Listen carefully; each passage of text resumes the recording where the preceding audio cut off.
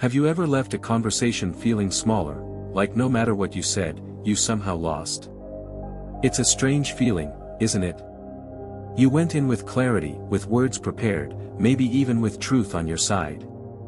You expressed yourself, you spoke, you defended your view, yet as you walked away, something in you felt defeated. As though your words, instead of strengthening you, had drained you. That knot in your throat afterward, that heavy silence inside, wasn't relief. It was regret.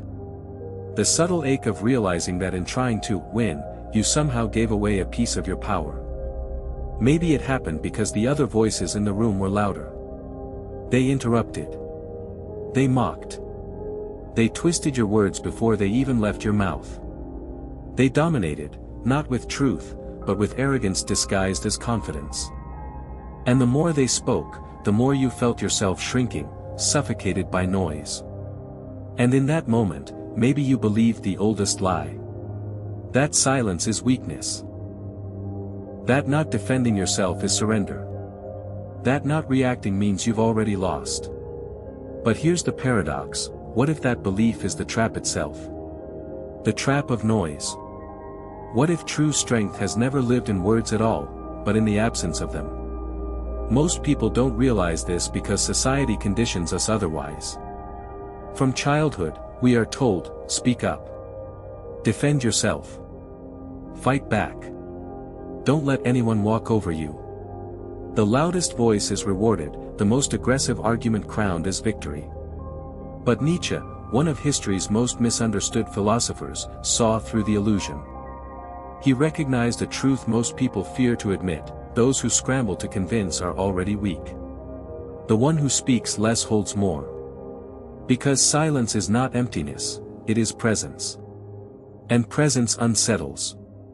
Think of nature. The lion does not roar when the gazelle approaches. He waits. Still. Silent. His presence alone paralyzes. Only when the moment is perfect does he move. Contrast that with the barking of smaller animals, noise masking insecurity. The same is true in human interaction. The louder someone argues, the more fragile their truth. The more someone needs to explain, the less secure they are in their position. The more words they throw, the more they reveal. And yet silence, real, deliberate silence, destabilizes. It forces others to confront themselves, because suddenly, there's nothing to push against but their own reflection. Silence as weapon. This message is for you, the one who always leaves feeling unheard. The one tired of being the nice one, the peacekeeper, the easy target. For years you may have mistaken your silence for submission. You thought keeping quiet was cowardice, that by not engaging you were being erased. But the truth is this: silence, when mastered, is not weakness. It is the sharpest weapon you will ever wield.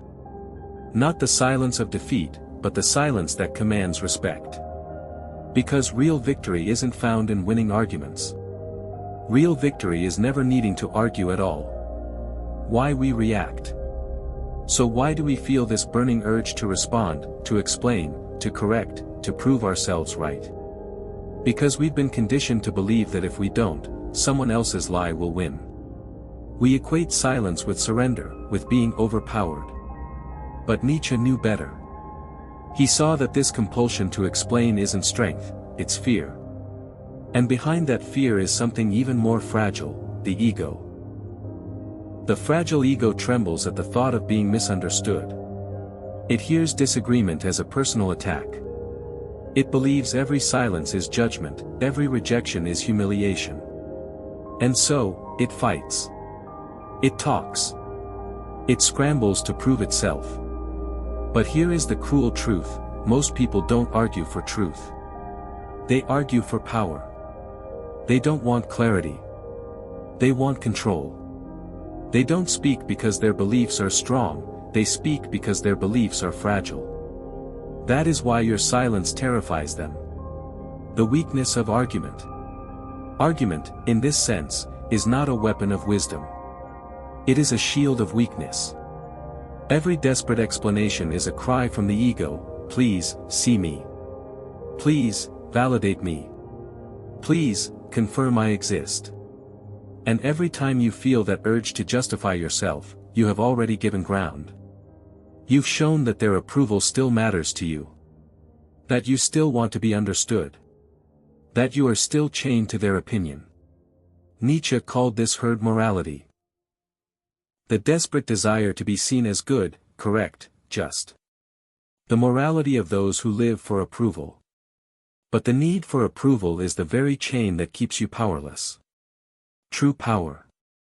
True power is not convincing others. It is not needing to. It is standing unmoved while others laugh, criticize, reject, and remaining untouchable. This is not about verbal victory. This is inner mastery. A calm presence while everyone else loses control. A stillness so heavy it shifts the dynamic without a word. The reactive mind is a captured mind. But the silent observer? He is free. He is the dangerous one. The one who sees more by saying less. Nietzsche gave this figure a name, the Übermensch. The higher man. The Übermensch. The Übermensch does not waste energy on defense or justification. He does not beg to be understood. He bends the world in silence. He dominates not with noise, but with presence. And when he finally does speak, it is devastating. One line from him outweighs 1,000 from the herd. This is the silence of command. The silence of someone who cannot be bent by fear, guilt, or the need for validation. In a world addicted to noise, the one who controls silence becomes untouchable. Two silences. But here is the critical distinction: silence is not neutral. There are two kinds. The silence of submission, the silence that bleeds you dry. The silence of fear, avoidance, and erasure. The silence that masquerades as peace but costs you your self-respect. And the silence of presence, the silence that radiates power. The silence that presses on others like a weight. The silence that cracks masks and exposes weakness. One is slavery. The other is sovereignty. The difference lies not in the world, but in you. The 4 weapons of silence. There are 4 weapons of silence. Master them, and no one will ever control you again. Weapon 1, restraint. The first battle is internal. Your ego burns to respond, to defend, to fight back. But every time you hold your tongue, you break the chain. You kill the need to be understood. And in that death, you find freedom. Weapon 2, observation. While others rush to fill the void, you watch. You listen like a predator listens in the dark. You catch every tremor, every contradiction, every hidden fear. And when you strike, it is with precision, not emotion. Weapon 3, time. Most people cannot endure silence. Pauses terrify them. They rush to break it. But if you can stretch silence, let it hang heavy, they collapse under their own impatience. A glance, a pause, an unmoved stillness can cut deeper than 10 arguments. Weapon 4, unpredictability. The greatest power is to be unreadable. When people cannot predict whether you will speak or remain silent, they become cautious. They measure every word. They orbit around you, because your silence has made you the gravitational center of the room. This is silence as power. Silence as dominance. Silence as presence. The false virtue of silence. But beware. The world will praise you for being the bigger person, the calm one, the peacemaker. Yet often, this is not maturity. It is submission dressed as virtue. Nietzsche named it slave morality. A morality built by the weak to survive among the strong. It glorifies meekness, obedience, shrinking. It convinces you that erasing yourself is goodness. But there is nothing good about surrender. True silence does not erase you. It expands you. It commands without effort. It reshapes the air in the room. The less you explain, the more people assume you know. The less you justify, the more they believe you. The less you react, the more the world bends toward you. The few who rise. Most men will never reach this silence. They will live and die in noise, always defending, always explaining, always begging to be understood. Their lives will be one long plea for validation. They will die as echoes. But a few, those who master silence, those men rise. They rise above petty arguments. They rise above manipulation. They rise above the fragile egos that need constant validation. Their silence becomes legend. Their presence bends reality. Their stillness shakes the ground. And in that moment, when you no longer need words to prove yourself, when your silence alone commands, you have crossed Nietzsche's threshold. You have become the higher man. The final refusal. So remember this the next time someone provokes you. Remember it when they demand your defense. Remember it when they throw words like knives, waiting for you to bleed. Do nothing. Stand tall. Stay silent. Because silence is the sharpest weapon. Silence is the final refusal. And silence is the moment they realize they never had power over you at all. Conclusion: the ultimate mastery of silence. Silence is not simply the absence of words. It is the presence of power. It is the quiet authority that unsettles the loud, the clarity that exposes the uncertain, and the unshakable core that bends the world around it without a single uttered syllable. To understand the full gravity of silence, one must first strip away the cultural and psychological illusions that have been layered onto it. We are conditioned from birth to fear it, to fill it, to treat it as a vacuum that must be completed by noise. Our parents, teachers, society, all have drilled into us the notion that to remain quiet in the face of challenge is to surrender. And yet, in that very surrender, we lose something far more precious than the superficial victories of speech. We lose the core of our own sovereignty. The quiet man, or the higher man, as Nietzsche would call him, is a paradox to the untrained mind. He appears still, unmoved, unreadable. To the observer, it may seem that he is passive, disinterested, or even powerless. But in reality, he is the very opposite. His silence is deliberate. It is chosen. It is the strategic weapon of someone who has mastered himself, someone who has understood that words are only tools, and that over-reliance on them signals weakness. The world reacts not to his voice, but to the gravity of his presence. His silence is not emptiness, it is suffocating fullness, a space so charged with certainty that others feel compelled to fill it with their own insecurities, contradictions, and lies. This is the first lesson: silence is a mirror. Every unspoken word forces reflection. When you do not respond to provocation, when you withhold your explanation, the other person is left to wrestle with themselves. This is unbearable for most because they are not speaking from strength, they are speaking from fragility. Their voice is their shield, their explanations their defense mechanism, and every pause you create chips away at that defense. In silence, the truth of their insecurity is revealed. The lies unravel. The weak cannot tolerate it, the strong respect it. And yet, to master silence requires more than simply withholding words. It requires mastery over oneself. It requires ego discipline, the ability to let go of the compulsive need to be understood, validated, or accepted. Every instinct in us screams to defend, to justify, to assert. The reactive mind interprets disagreement as attack, misinterpretation as judgment, and conflict as a threat to survival. This is why most men are trapped in the cycle of constant verbal engagement, forever explaining, forever pleading to be seen, forever losing pieces of themselves in the process. The higher man transcends this. He understands that the herd, the masses conditioned by fear, morality of approval, and fragile egos, mistakes reaction for dominance. They believe that loudness equals strength, that quickness to retort signals mastery. Nietzsche, in his piercing insight, reveals the error of this belief. The one who scrambles to convince is already weak, the one who remains still commands in a way that no words could ever replicate. This is the Übermensch in practice, not reactive, not performative, not caught in the trivial theater of approval, but sovereign in presence. Silence is also a weapon precisely because it is unpredictable. When someone cannot predict your response, their mind begins to operate in uncertainty. They measure their words, their tone, their expressions. They overcompensate.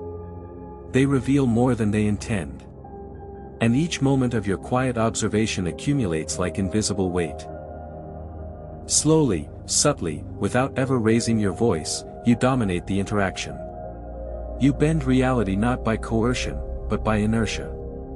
The world leans into your stillness because it cannot ignore it. Consider the psychology behind this. Humans are not wired to endure prolonged silence in confrontational contexts. Our amygdala, the seat of fear and threat response, fires in moments of uncertainty. When someone remains unmoved, unreadable, and silent, it triggers anxiety, self-doubt, and compulsion to act. Most manipulators, liars, and narcissists rely entirely on the reaction of others to maintain control. Remove that reaction, and their power evaporates. Silence becomes the blade that cuts invisibly but lethally. You do not need to strike, the collapse occurs from within them. This is the second lesson: silence does not merely defend, it attacks, disarms, and destabilizes, all without exposure of your own vulnerabilities. Yet mastery of silence is not merely a tactical exercise. It is philosophical, ethical, and existential.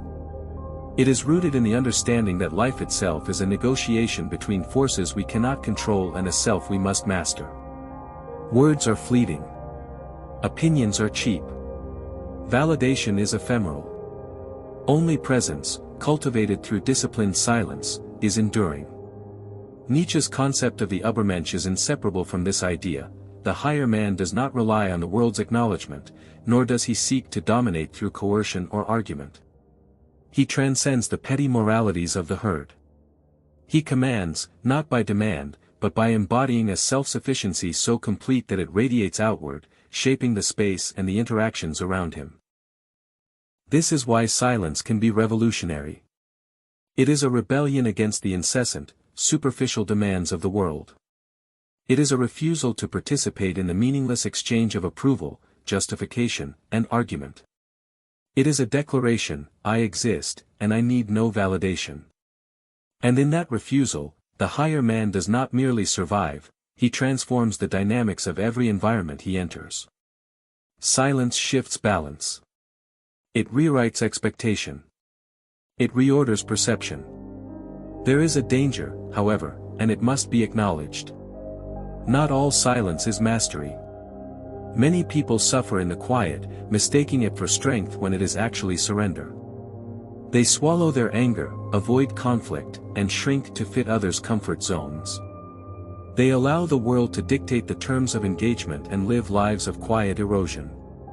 Nietzsche calls this slave morality, a morality that glorifies obedience, meekness, and self-denial as virtue.